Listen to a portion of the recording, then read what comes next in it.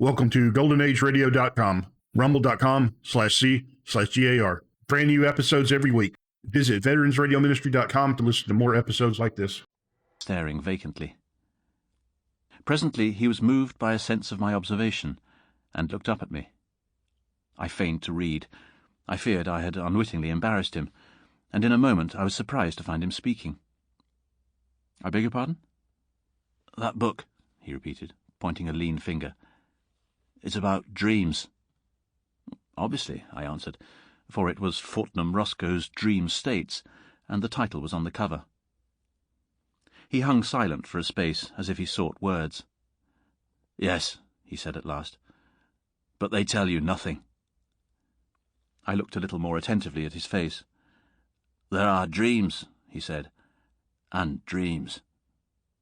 That sort of proposition I never dispute. "I suppose," he hesitated, "do you ever dream? I mean, vividly?" "I dream very little," I answered. "Your dreams don't mix with your memories? You don't find yourself in doubt, did this happen or did it not?" "Well, hardly ever, except just for a momentary hesitation now and then." "Does he say—" he indicated the book. "Says it happens at times, and gives the usual explanation about intensity of impression and the like to account for its not happening as a rule. I suppose you know something of these theories?" "Very little, except that they are wrong." His emaciated hand played with the strap of the window for a time. I prepared to resume reading, and that seemed to precipitate his next remark. He leant forward, almost as though he would touch me. "Isn't there something called consecutive dreaming, that goes on night after night?" "I believe there is. There are cases given in most books on mental trouble." "Mental trouble? Yes, I dare say there are. It's the right place for them. But what I mean," he looked at his bony knuckles, "is that sort of thing always dreaming, or is it something else?" I should have snubbed his persistent conversation but for the drawn anxiety of his face. I remember now the look of his faded eyes, and the lids red-stained. Perhaps you know that look. "I'm not just arguing about a matter of opinion," he said. "The thing's killing me." "Dreams?" "If you call them dreams. Night after night. Vivid, so vivid. This," he indicated the landscape that went streaming by the window, "seems unreal in comparison. I can scarcely remember who I am." He paused. "Even now."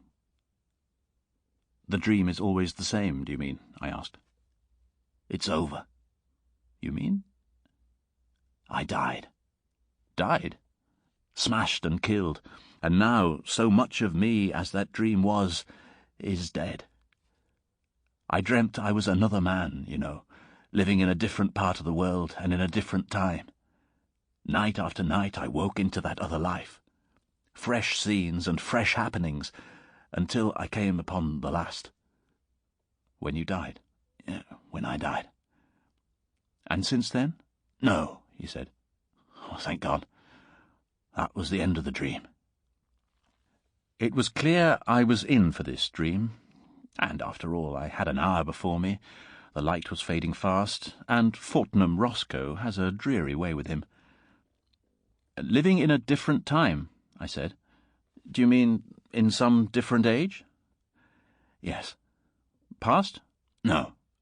To come. To come." "The year 3000, for example?" "I don't know what year it was. I did when I was dreaming, but not now. Not now that I'm awake. There's lots of things I've forgotten since I woke out of these dreams. They called the year differently from our way of calling the year. What did they call it?" He put his hand to his forehead. "No," said he. "I forget." For a moment I feared he did not mean to tell me his dream. As a rule, I hate people who tell their dreams, but this struck me differently. I proffered assistance even. "It began?" I suggested. "It was vivid from the first. I seemed to wake up in it suddenly. And it's curious that in these dreams I'm speaking of, I never remembered this life I am living now. It seemed as if the dream life was enough while it lasted. I don't remember anything clearly until I found myself sitting in a sort of loggia, looking out over the sea. I had been dozing, and suddenly I woke up, fresh and vivid, not a bit dreamlike, because the girl had stopped fanning me. The girl? Yes, the girl. You must not interrupt, or you will put me out. He stopped abruptly. You won't think I'm mad, he said. No, I answered. Tell me your dream. I woke up, I say, because the girl had stopped fanning me. I was not surprised to find myself there, or anything of that sort, you understand. Whatever memory I had of this life, this 19th century life, faded as I woke, vanished like a dream. I knew all about myself, knew that my name was no longer Cooper, but Hedon, and all about my position in the world. I've forgotten a lot since I woke. There's a want of connection, but it was all quite clear and matter-of-fact then. This seems bosh to you? No, no, I cried. Go on. Tell me what this loggia was like. It faced south. It was small. It was all in shadow except the semicircle above the balcony that showed the sky and sea and the corner where the girl stood. I was on a couch. It was a metal couch with light striped cushions, and the girl was leaning over the balcony with her back to me. The light of the sunrise fell on her ear and cheek, her pretty white neck and the little curls that nestled there, and her white shoulder were in the sun, and all the grace of her body was in the cool blue shadow. She was dressed, how can I describe it?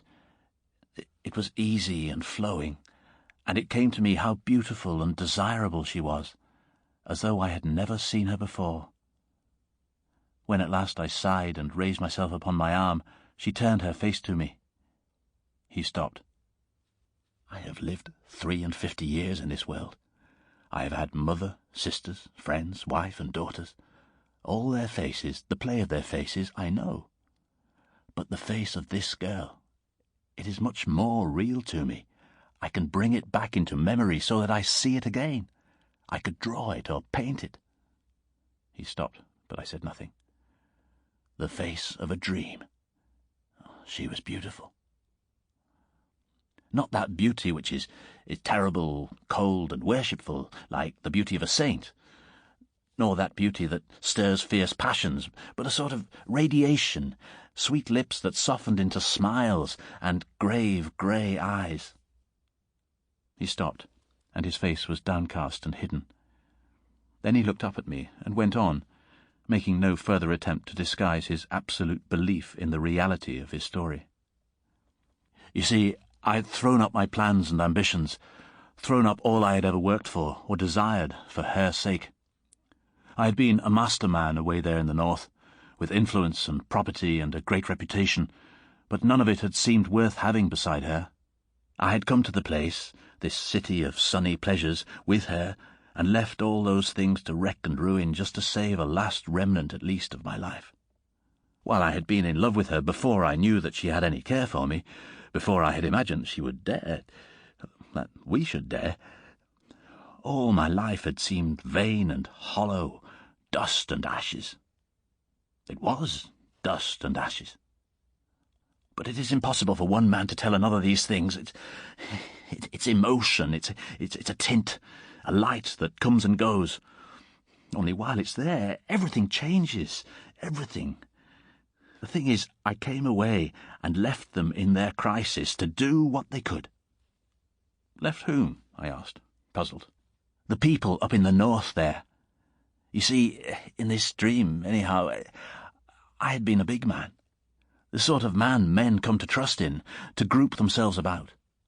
Millions of men who had never seen me were ready to do things and risk things because of their confidence in me. I'd been playing that game for years, that vague, monstrous political game amidst intrigues and betrayals, speech and agitation. It was a vast, weltering world, and at last I had a sort of leadership against the gang. You know, it was called the gang, a sort of compromise of scoundrelly projects and base ambitions and vast public emotional stupidities and catchwords. The gang that kept the world noisy and blind year by year, and all the while that it was drifting towards infinite disaster. But I can't expect you to understand the shades and complications of the year something or other ahead. I had it all, down to the smallest details, in my dream. I suppose I had been dreaming of it before I awoke. I sat up on the couch and remained looking at the woman and rejoicing that I had come away out of all that tumult and folly and violence before it was too late. After all, I thought, this is life. Love and beauty, desire and delight, are they not worth all those dismal struggles for vague, gigantic ends? And I blamed myself for having ever sought to be a leader, when I might have given my days to love. But then, thought I, if I had not spent my early days sternly and austerely, I might have wasted myself upon vain and worthless women, and at the thought, all my being went out in love and tenderness to my dear mistress, my dear lady, who had come at last and compelled me to lay that life aside. "You are worth it," I said, speaking without intending her to hear. "You are worth it, my dearest one, worth pride and praise and all things." And at the murmur of my voice, she turned about. "Come and see," she cried. I can hear her now. "Come and see the sunrise upon Monte Solaro." I remember how I sprang to my feet and joined her at the balcony. I noted the sunlight on her face, caressing the lines of her cheeks and neck. How can I describe to you the scene we had before us? We were at Capri. "I have been there," I said. "I have clambered up Monte Solaro and drunk Vero Capri. It's muddy stuff like cider, at the summit." "Ah," said the man with the white face, "then perhaps you can tell me. You will know if this is indeed Capri. For in this life I've never been there. Let me describe it. We were in a little room, hollowed out of the limestone of a sort of cape, very high above the sea. The whole island, you know, was one enormous hotel, complex beyond explaining. And on the other side there were miles of floating hotels and huge floating stages to which the flying machines came. They called it a pleasure city. Of course, there was none of that in your time. Rather, I should say, is none of that now. Well, this room of ours was at the extremity of the cape, so that one could see east and west. Eastward was a great cliff, and beyond it the Isle of the Sirens. When one turned west, distinct and near, was a little bay, a little beach still in shadow. And out of that shadow rose Solaro, straight and tall. Before us, from east to west, stretched the many-tinted sea, all dotted with little sailing boats. And just below us was a rock with an arch worn through it. The blue sea-water broke to green and foam all round the rock, and a galley came gliding out of the arch. "I know that rock," I said. "I was nearly drowned there. It is called the Fariglione." "I Fariglione? Yes, she called it that," answered the man with the white face. "There was some story, but that—" He put his hand to his forehead again. "No," he said. "I forget that story." Well, that is the first thing I remember. The first dream I had, that little shaded room, and the beautiful air and sky, and that dear lady of mine, and how we sat and talked in half-whispers to one another. We talked in whispers, not because there was anyone to hear, but because there was still such a freshness of mind between us that our thoughts were a little frightened, I think, to find themselves at last in words. Presently we were hungry, and we went from our apartment, going by a strange passage with a moving floor, until we came to the great breakfast-room. There was a fountain and music. We sat and ate and smiled at one another, and I would not heed a man who was watching me from a table nearby. And afterwards we went on to the dancing hall. But I cannot describe that hall. The place was enormous, larger than any building you've ever seen, and in one place there was the gate of old Capri, caught in the wall of a gallery high overhead. Light girders, stems and threads of gold burst from the pillars like fountains, streamed like an aurora across the roof, and interlaced like conjuring tricks. All about the great circle for the dancers there were beautiful figures, strange dragons, and intricate and wonderful grotesques bearing lights. And as we went through the throng, the people turned about and looked at us, for all through the world my name and face were known, and how I had suddenly thrown up pride and struggle to come to this place. And they looked also at the lady beside me, though half the story of how at last she had come to me was unknown or mistold. And few of the men who were there, I know, but judged me a happy man, in spite of all the shame and dishonour that had come upon my name. Thousands of beautiful people swarmed about the hall, crowded in galleries, sat in myriad recesses. They were dressed in splendid colours and crowned with flowers. Thousands danced about the great circle beneath the white images of the ancient gods, and glorious processions of youths and maidens came and went. We too danced, not the dreary monotonies of your days, of this time, I mean, but dances that were beautiful, intoxicating.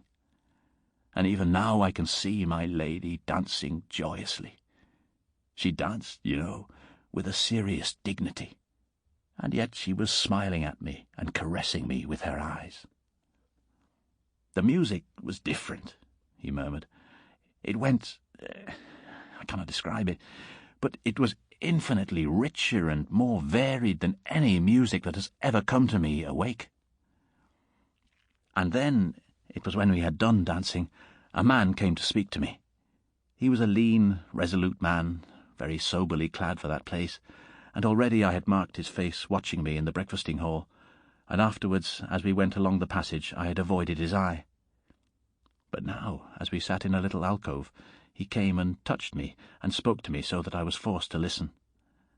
And he asked that he might speak to me for a little time apart. "No," I said, "I have no secrets from this lady. What do you want to tell me?" He glanced at her, as though he would almost appeal to her. Then he asked me suddenly if I had heard of a great and avenging declaration that Evesham had made. Now, Evesham had always before been the man next to myself in the leadership of that great party in the north. He was a forcible, hard, and tactless man, and only I had been able to control and soften him. It was on his account, even more than my own, I think, that the others had been so dismayed at my retreat. So this question about what he had done reawakened my old interest in the life I had put aside, just for a moment. "I have taken no heed of any news for many days," I said. "What has Evesham been saying?" And with that the man began, and even I was struck by Evesham's reckless folly. He not only told me of Evesham's speech, but went on to ask counsel and to point out what need they had of me. While he talked, my lady sat a little forward and watched his face and mine. My old habits of scheming and organising reasserted themselves. I could even see myself suddenly returning to the north. And then I thought of my lady. You see, how can I tell you? There were certain peculiarities of our relationship which would render her presence with me impossible. I should have had to leave her. Indeed, I should have had to renounce her clearly and openly, if I was to do all that I could do in the north. And the man knew that, even as he talked to her and me, knew it as well as she did, that my steps to duty were, first separation, then abandonment. At the touch of that thought my dream of a return was shattered. I turned on the man suddenly. "What have I to do with these things now? I have done with them. Why cannot you leave me alone? I have ceased to be anything but a private man." "Yes," he answered, "but have you thought? This talk of war, these reckless challenges, these wild aggressions." I stood up. "No," I cried, "I won't hear you." He seemed to consider the possibility of persistence. He looked from me to where the lady sat, regarding us. "War," he said, as if he were speaking to himself, and then slowly turned from me and walked away. I stood, caught in the whirl of thoughts his appeal had set going. I heard my lady's voice. "Dear," she said, "but if they had need of you—" She did not finish her sentence. She let it rest there.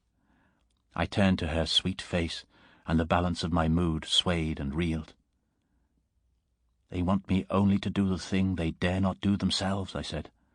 If they distrust Evesham, they must settle with him themselves. But war, she said. I saw a doubt on her face that I had seen before, a doubt of herself and me. The first shadow of the discovery that, seen strongly and completely, must drive us apart forever. My dear one, I said, there will be no war. The age of wars is past. Trust me to know the justice of this case. I have been free to choose my life, and I have chosen this. But war, she said. I sat down beside her and took her hand in mine. I set myself to drive that doubt away. I lied to her, and in lying to her I also lied to myself. And she was only too ready to believe me, only too ready to forget. Very soon the shadow had gone, and we were hastening to our bathing place in the Grotta del Bovo Marino, where it was our custom to bathe every day. We swam, and then we sat to bask in the sun. Presently I nodded, resting my head against her knee, and she put her hand upon my hair and stroked it softly, and I dozed. And behold, I was awakening, and I was in my own bed in Liverpool, in the life of today. Only for a time I could not believe that all these vivid moments had been no more than a dream. In truth, I could not believe it a dream for all the sobering reality of things about me.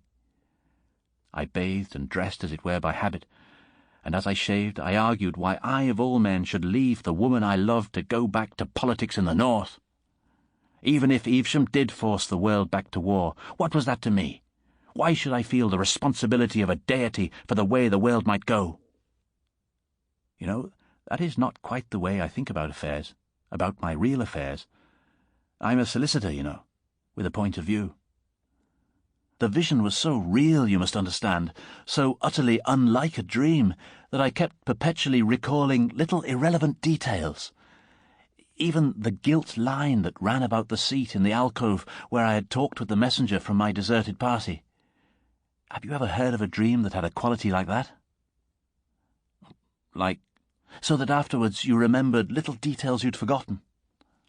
I thought. I had never noticed the point before, but he was right. Never, I said. That is what you never seem to do with dreams. No, he answered, but that's just what I did. I am a solicitor in Liverpool, and I could not help wondering what the clients and business people I found myself talking to in my office would think if I told them suddenly I was in love with a girl who would be born a couple of 100 years or so hence, and worried about the politics of my great-great-great-grandchildren. I was chiefly busy that day negotiating a 99-year building lease. It was a private builder in a hurry, and he showed a certain want of temper that sent me to bed irritated. That night I had no dream. Something of that intense reality of conviction vanished. I began to feel sure it was a dream. And then it came again.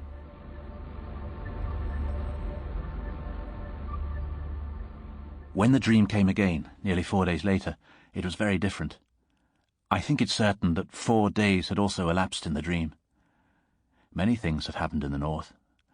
I began, I know, with moody musings. Why, in spite of all, should I go back? Go back for all the rest of my days to toil and stress, insults and perpetual dissatisfaction, simply to save hundreds of millions of common people whom I did not love, from the stress and anguish of war and infinite misrule. They all sought their own narrow ends, and why should not I? Why should not I also live as a man? And out of such thoughts her voice summoned me, and I lifted my eyes. I found myself awake and walking. We had come out above the pleasure city. We were near the summit of Monte Solaro and looking towards the bay. It was the late afternoon, and very clear. All across the bay beyond Sorrento were the floating palaces of the pleasure city, moored and chained, and northward were the broad floating stages that received the aeroplanes. Aeroplanes fell out of the sky every afternoon, each bringing its thousands of pleasure-seekers from the uttermost parts of the earth to Capri and its delights. But we noticed them only incidentally, because of an unusual sight that evening. 5 war aeroplanes that had long slumbered useless in the arsenals of the Rhine-mouth were manoeuvring now in the eastward sky. Evesham had astonished the world by producing them and others, and sending them to circle here and there. It was the threat material in the great game of bluff he was playing, and it had taken even me by surprise. He was one of those incredibly stupid, energetic people who seemed sent by heaven to create disasters. I remember how we stood upon the headland watching the squadron circling far away, and how I weighed the full meaning of the sight, seeing clearly the way things must go.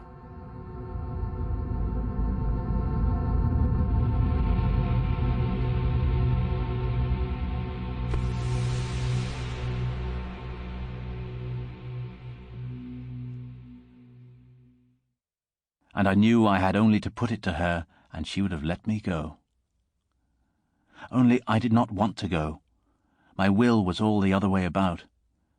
I had so newly thrown off the incubus of responsibility. I was still so fresh a renegade from duty that the daylight clearness of what I ought to do had no power at all to touch my will. But though this sense of vast neglected duties had no power to draw me, it could make me silent and preoccupied.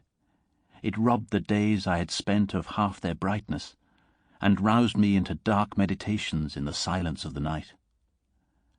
And as I stood and watched Evesham's aeroplanes sweep to and fro, those birds of infinite ill omen, she stood beside me, watching me, perceiving the trouble indeed, her eyes questioning my face, her expression shaded with perplexity.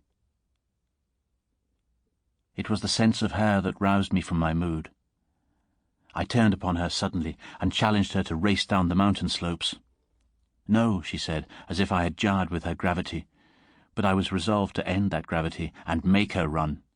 No one can be very sad who is out of breath, and when she stumbled I ran with my hand beneath her arm. We ran down past a couple of men, who turned back, staring in astonishment at my behaviour. They must have recognised my face. And halfway down the slope came a tumult in the air. Clang, clank, clang, clank.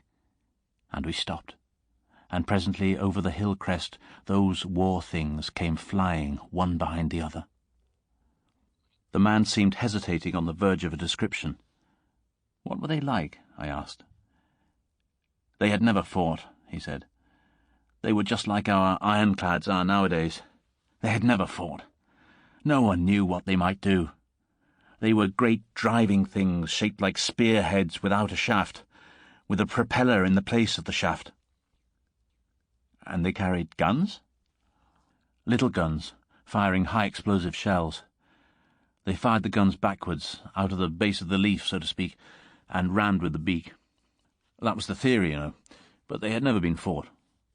No one could tell exactly what was going to happen. And meanwhile, I suppose it was very fine to go whirling through the air like a flight of young swallows, swift and easy. I guess the captains tried not to think too clearly what the real thing would be like. And these flying war machines, you know, were only one sort of the endless war contrivances that had been invented and had fallen into abeyance during the long peace. You know the silly way of these ingenious sort of men who make these things. They turn them out as beavers build dams, with no more sense of the rivers they're going to divert and the lands they're going to flood. As we went down the winding stepway to our hotel again, in the twilight, I foresaw it all.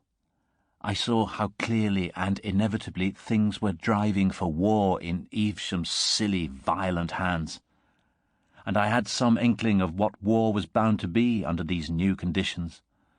And even then, though I knew it was drawing near the limit of my opportunity, I could find no will to go back. He sighed. She counselled me to go back. My dearest, she said, and her sweet face looked up to me, this is death. This life you lead is death. Go back to them. Go back to your duty. She began to weep, saying between her sobs and clinging to my arm as she said it, Go back. Go back. Then suddenly she fell mute, and glancing down at her face, I read in an instant the thing she had thought to do. It was one of those moments when one sees. "No," I said. "Nothing shall send me back. Nothing. I have chosen. Whatever happens, I will live this life. I will live for you, even if you died." "Yes," she murmured softly. "Then I also would die." And before she could speak again, I began to talking eloquently, as I could do in that life, talking to exalt love, to make the life we were living seem heroic and glorious, and the thing I was deserting something hard and enormously ignoble, that it was a fine thing to set aside.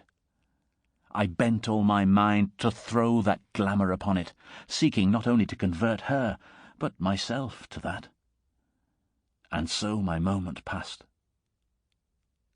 It was my last chance. The leaders of the South and East were gathering their resolve, and the hot answer that shattered Evesham's bluffing forever took shape and waited. The air and the wires were throbbing with warnings to prepare, prepare. No one living, knew what war was. No one could imagine, with all these new inventions, what horror war might bring. I believe most people still believed it would be a matter of bright uniforms and shouting charges and triumphs and flags and bands, in a time when half the world drew its food supply from regions 10,000 miles away. The man with the white face paused. A little railway station, a signal box shot by the carriage window, and a bridge passed with a clap of noise, echoing the tumult of the train. "After that," he said, "I dreamt often. For 3 weeks of nights that dream was my life. And the worst of it was that there were nights when I could not dream, when I lay tossing on a bed in this accursed life. And there, somewhere lost to me, things were happening, momentous, terrible things. I lived at nights. My days, my waking days, this life I am living now, became a faded, far-away dream. I could tell you all, every little thing in the dream, but as to what I did in the daytime, no, I could not tell. I do not remember. My memory has gone. The business of life slips from me." He pressed his hands upon his eyes. For a long time he said nothing. "And then," said I, "the war burst like a hurricane."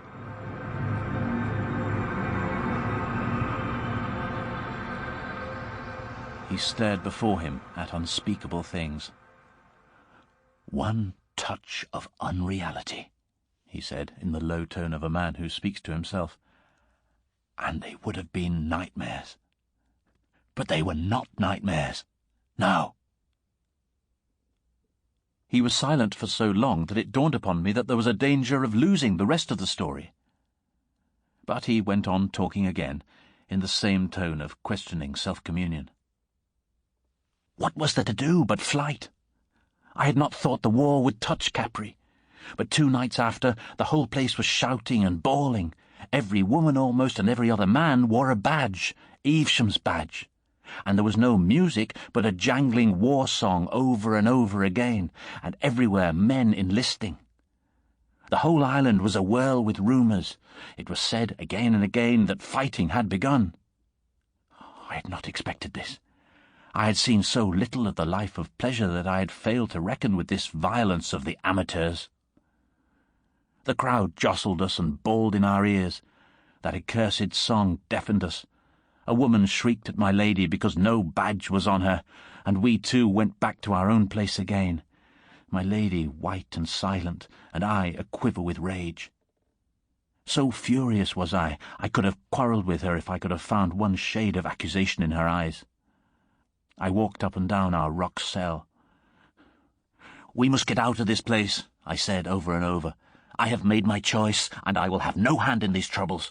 I will have nothing of this war. This is no refuge for us. Let us go." And the next day we were already in flight from the war that covered the world. And all the rest was flight. All the rest was flight. He mused darkly.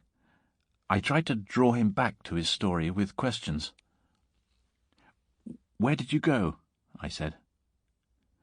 "When?" "When you left Capri." "Southwest," he said, and glanced at me for a second. "We went in a boat." "But I should have thought an aeroplane." "They had been seized." He broke out in an argumentative monotone. "But why should it be? If indeed this battle, this slaughter and stress is life, why have we this craving for pleasure and beauty? If there is no refuge, if there is no place of peace, and if all our dreams of quiet places are a folly and a snare, why have we such dreams? Love had come to me, more glorious than all else in life, and summoned me away.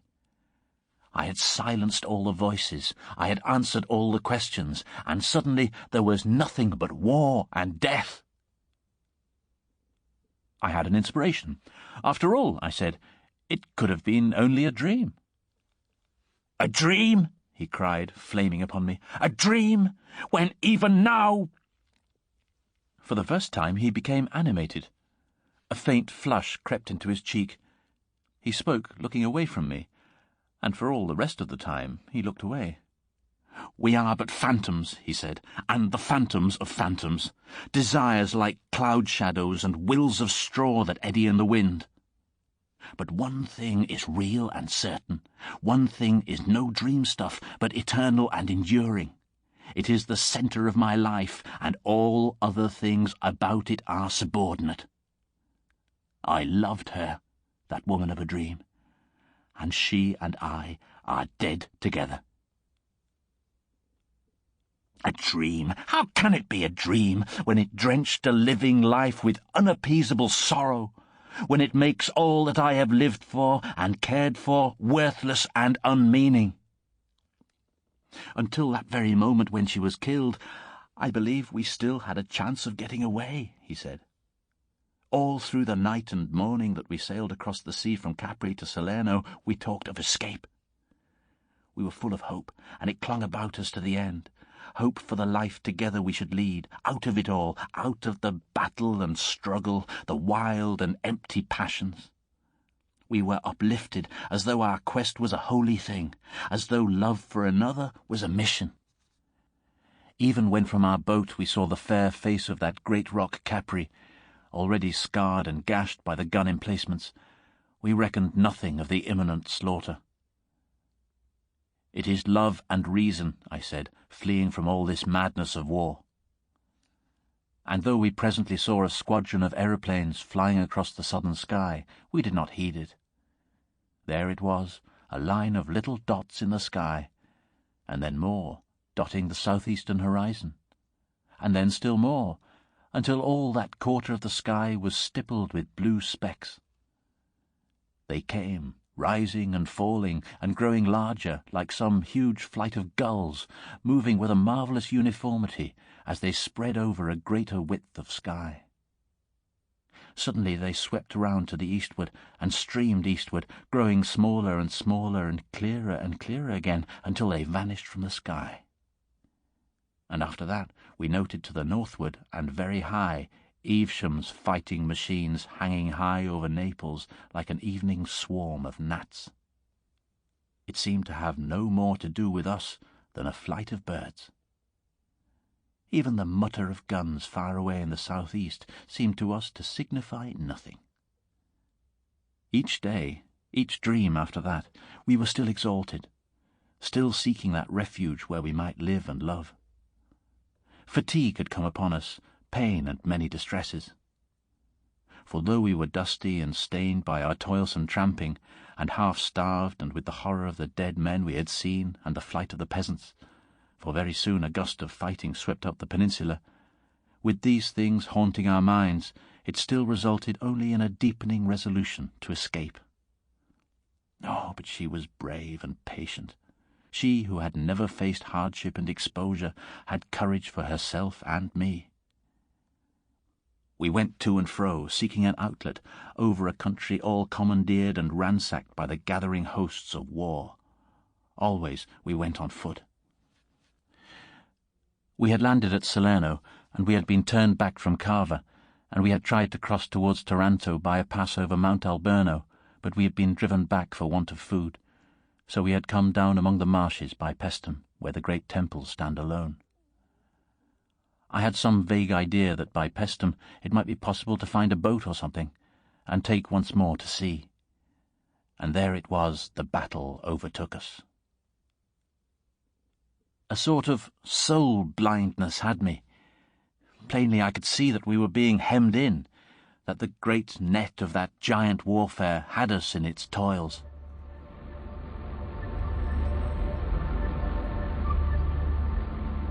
But all these things do not matter now, these nights of flight and pain.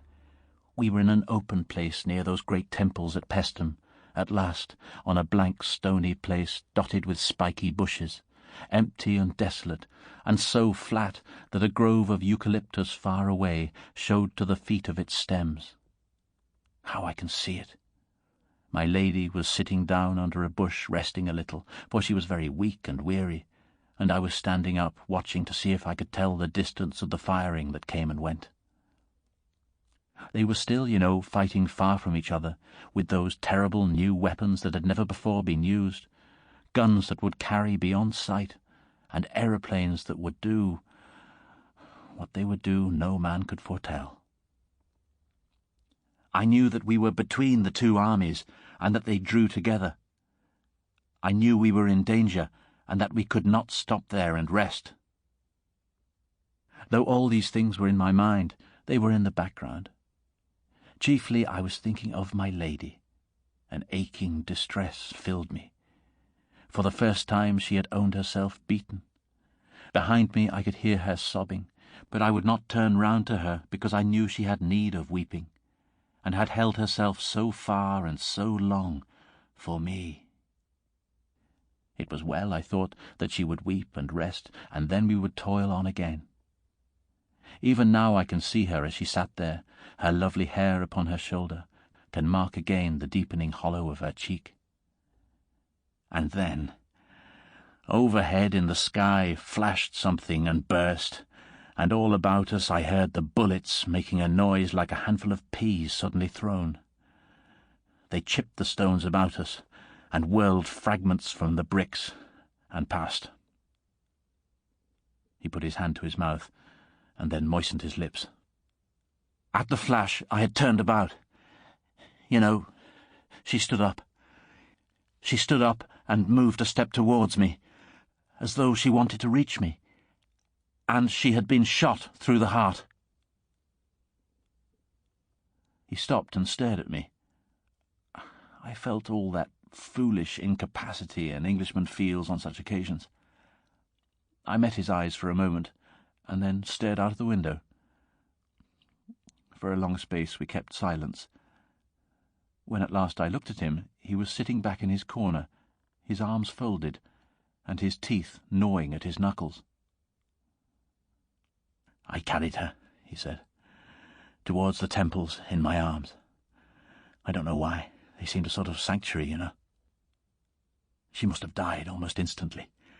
Only I talked to her all the way." Silence again.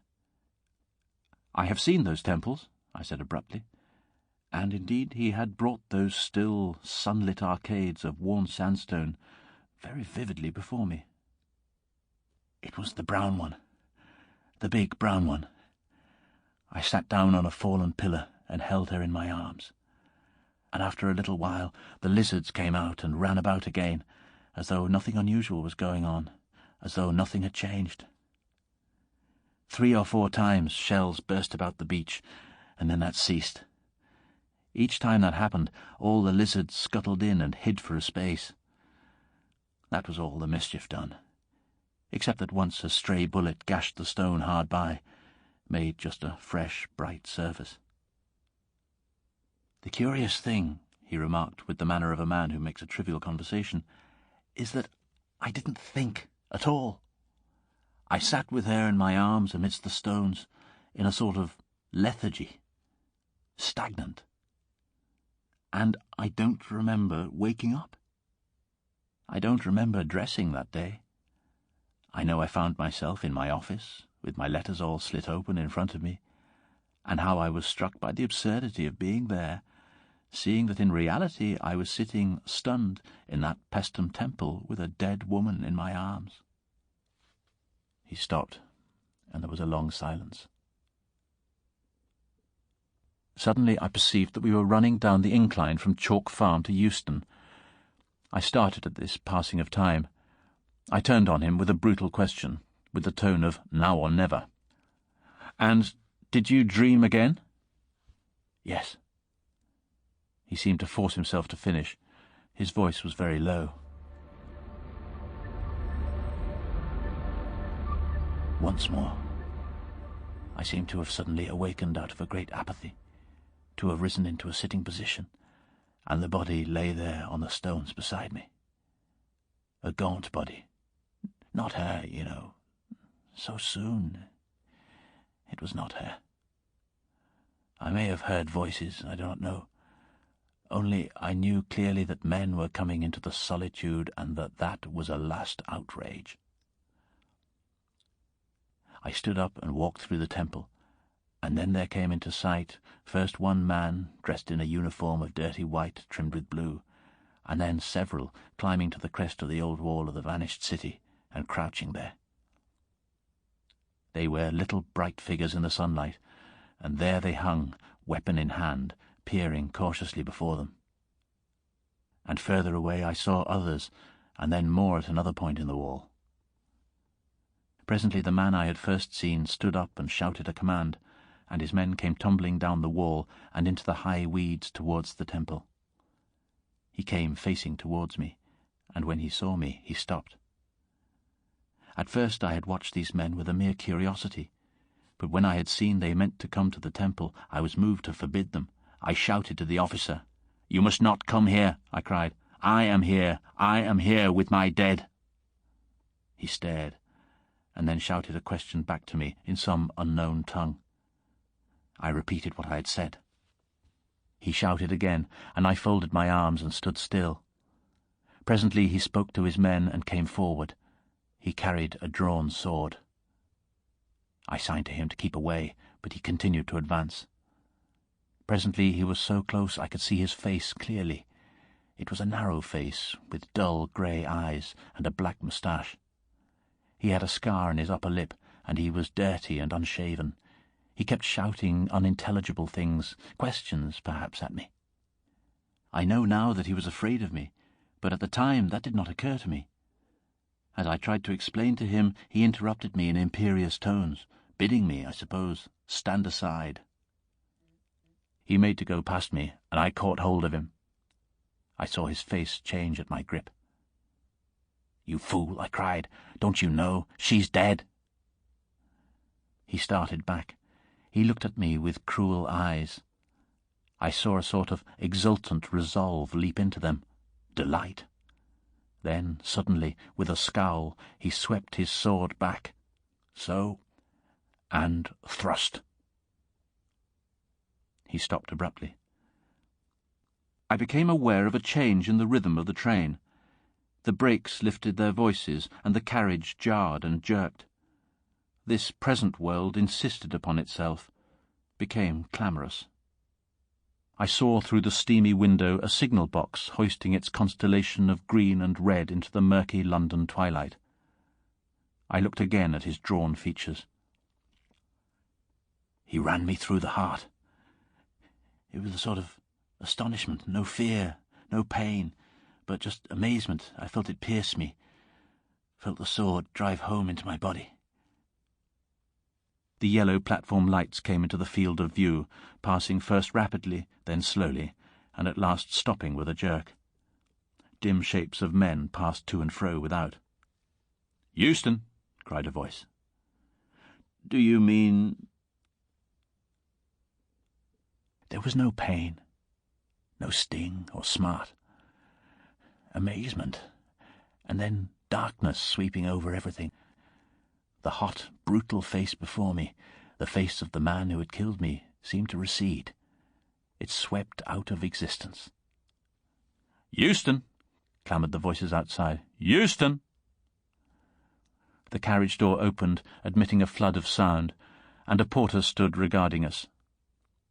The sounds of doors slamming, and the hoof-clatter of cab-horses, and behind these things the featureless remote roar of the London cobblestones, came to my ears.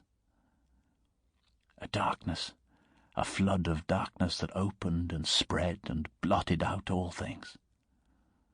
"Any luggage, sir?" said the porter. "And that was the end?" I asked. He seemed to hesitate. Then, almost inaudibly, he answered, "No." "You mean—" "I couldn't get to her. She was there on the other side of the temple. And then—" "Yes," I insisted. "Yes." "Nightmares," he cried. "Nightmares indeed. My God, great birds that fought and tore."